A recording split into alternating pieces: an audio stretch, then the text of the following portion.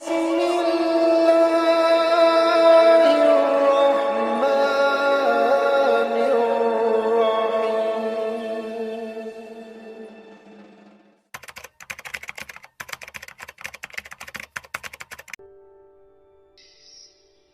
pertama, live as if you were to die tomorrow, dan learn as if you were to live forever.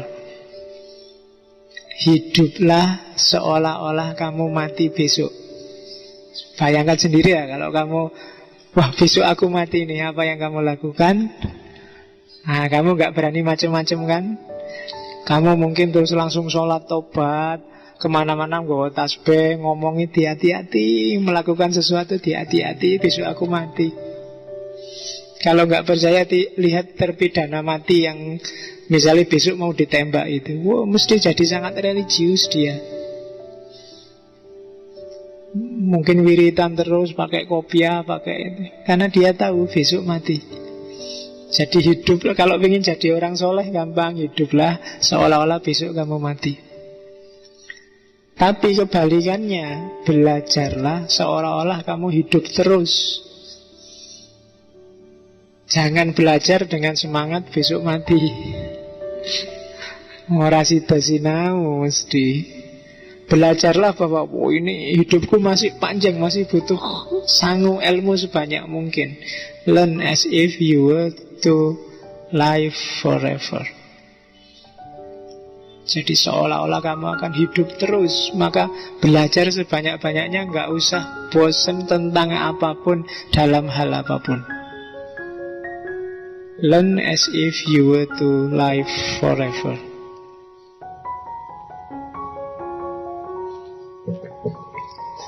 Ini juga dari potongan biografinya. Berjuanglah seperti Gandhi, dan tahapannya akan seperti ini. First, they ignore you. Then, they laugh at you. Then, they fight you. Then, you win. Gayalah kayak ahimsa tadi, yang anti kekerasan tadi, yang mungkin di kepalamu sampai hari ini gak masuk akal. Orang-orang tanggapannya, urutannya akan seperti itu. Yang pertama, dia akan cuek padamu. Paling dia bilang ki waras apa ora. Terus mereka akan ketawa, ngetawain kamu. Ini orang bisa mikir apa ndak ya, dikasari kayak gitu kok balesnya masih senyum-senyum, masih dimaafkan aja. Kamu diketawain. Tapi pada saatnya, kalau gerakanmu sudah dianggap mengancam, dia akan melawanmu. Kamu mendakwahkan anti kekerasan, mungkin juga di debat orang. Kayak kamu sejak tadi mungkin gatel, loh pak, kalau ketemu begal itu kan jihad pak, lawan pak. Kamu akan didebat, kamu akan dilawan, then they fight you. Tapi pada akhirnya, dari sisi hasil, sebenarnya kamu akan menang. Then you win. Biar aja orang cuek padamu, terus mengetawain kamu, bahkan kemudian menentangmu, tapi pada akhirnya kamulah yang akan menang. Itu janjinya Gandhi dengan gerakan anti kekerasannya. Buktinya memang Gandhi sendiri sukses dan menang, kecuali tak bilang satu tadi, menyatukan kerukunan agama-agama di India. Tapi secara umum, semua perjuangannya Gandhi sukses. Terus ini lagi menurut saya bagus. Without action, you aren't going anywhere. Jadi gak ada gunanya kamu tiap malam Kemis ngaji, nyari teori, nyari hikmah, nyari pedoman hidup yang bagus, kalau gak dijalanin satu pun. Yo kamu jalan di tempat kayak dulu sebelum ngaji. Stepmu masih sama. Kamu belajar ahimsa lah, belajar apalah. Kalau kamu juga gak ngapa-ngapain, gak memanfaatkannya sedikit-sedikit untuk kehidupanmu, entah bagian yang mana, ya kamu gak berkembang apa-apa. Without action, you aren't going anywhere. Oke, itu kan kayak yang disebar di WA-WA itu loh. Tidak ada pekerjaan yang berat kalau itu tidak dikerjakan. Kalau nggak dikerjakan ya nggak berat. Oke, jadi action lah. Jangan cuma berteori. Kalau menurutmu itu memang bagus, pas dan baik untuk hidupmu, ya lakukan. Jangan dipending. Besok lah Pak, kalau agak tua-tuaan dikit, masih muda Pak. Halo, yo kapan lagi? Kamu jalan di tempat nanti. Waktunya dipraktekkan lupa. Kalau bisa sekarang, nggak usah nunggu besok. Karena without action, you aren't going anywhere. Kamu nggak kemana-mana. Oke. Be the change you want to see in the world. Kamu pingin perubahan apa sih di dunia ini? Pertama-tama, jadilah kayak gitu dulu dirimu. Kalau kamu pingin dunia ini damai, kamu sendiri ya damailah dulu. Kalau kamu pingin dunia ini aman, kamu sendiri amanlah dulu. Be the change you want to see in the world. Kamu harus yang duluan. Kamu kan yang punya gagasan. Kalau kamu pingin Islam itu jadi rahmatan lil alamin, ya kamu sendiri jadilah rahmatan lil alamin. Gak usah nunggu yang lain, gak usah kakean dakwah ceramah. Tiap hari kamu ceramah Islam harus jadi rahmatan lil alamin. Loh, kalau kamu memang pingin gitu, kamu harus yang nomor satu jadi itu. Jadi be the change. Ini hubungannya sama action tadi. Kalau pengen berubah, ya kamu yang duluan berubah. Terus, nah ini yang agak panjang. Diurut ya. Hati-hati.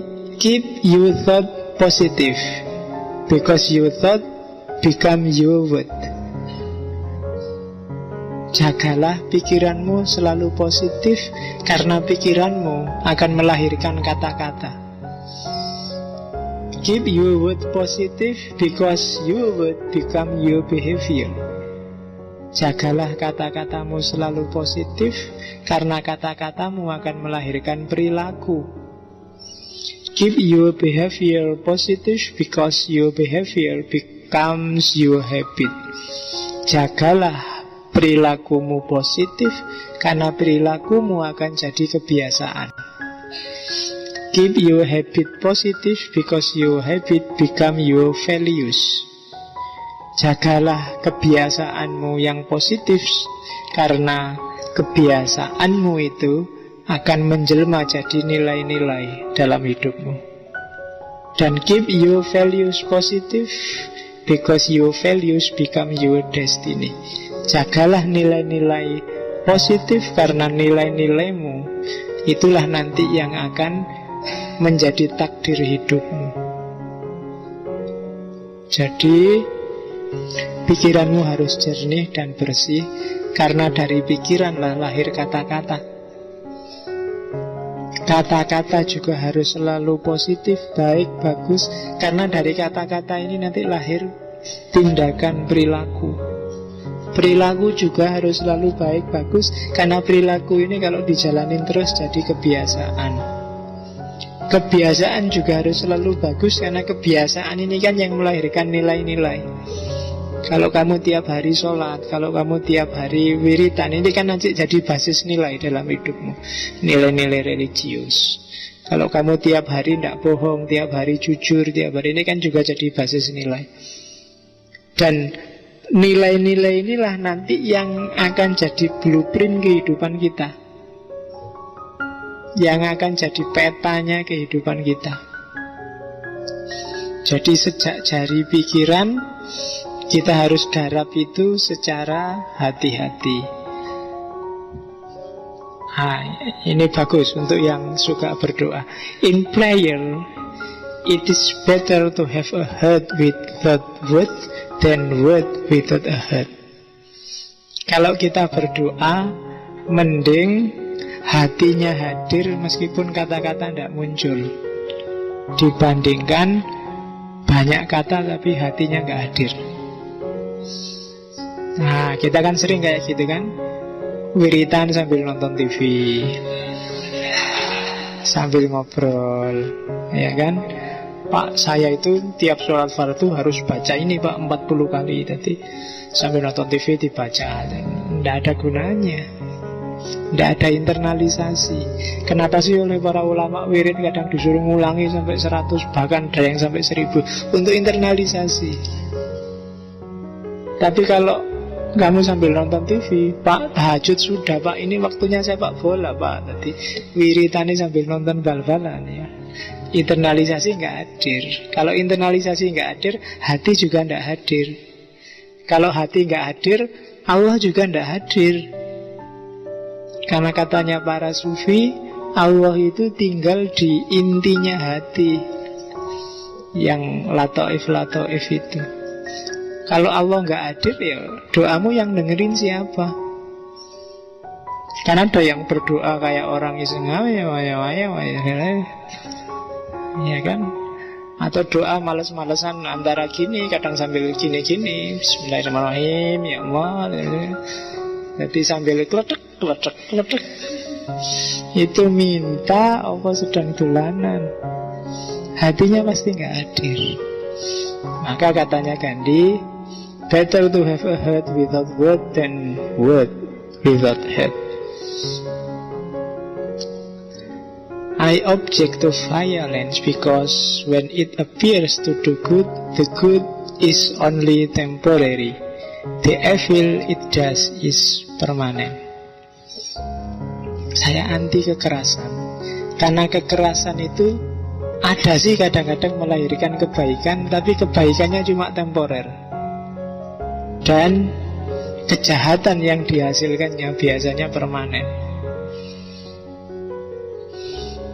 Kamu keras pada adikmu misalnya, adikmu nyoret-nyoret tembok misalnya, terus kamu marahi, tembok dicoret-coret, akhirnya kamu dapat kebaikan. Sekarang adikmu nggak berani coret-coret, tembokmu bersih. Tapi tembok bersih itu kan kebaikan yang sementara. Padahal mungkin luka hati adikmu, ya kan, traumanya dia bisa dibawa sampai tua, itu permanen.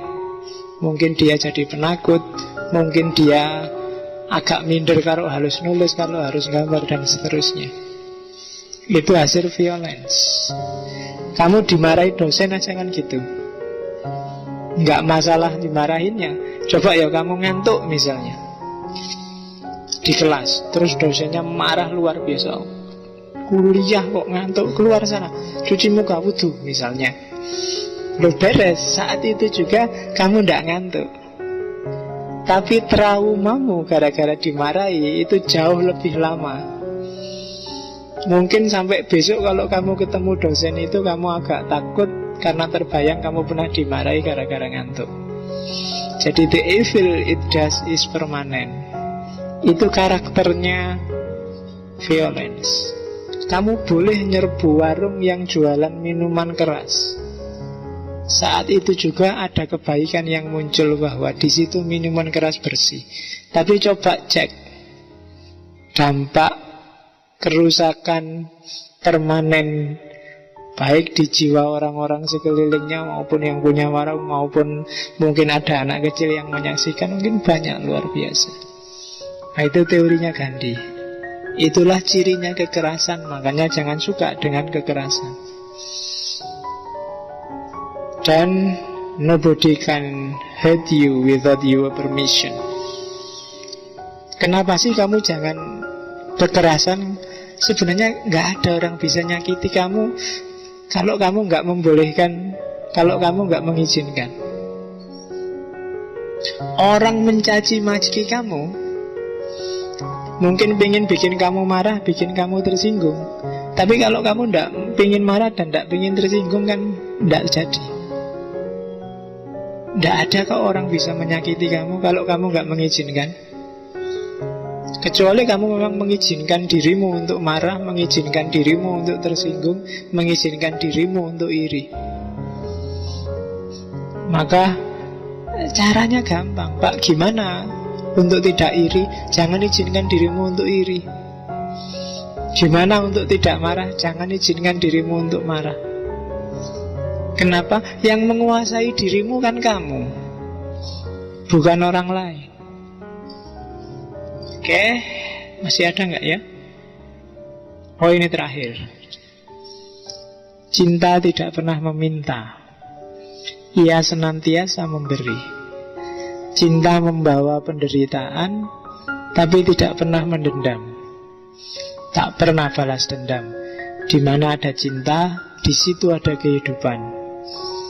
Manakala ada kebencian, maka dia akan membawa pada kemusnahan. Itu kalimatnya Gandhi.